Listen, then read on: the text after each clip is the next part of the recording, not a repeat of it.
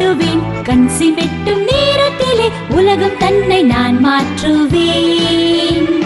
நேற்று நானும் கனவிலே, இன்று நானும் உருவிலே, நண்பரோடு கனவு யாவும் நானும் இங்கு நனவாக்குவேன். வானம் தொடுவேன் நானும் பறவை போலவே,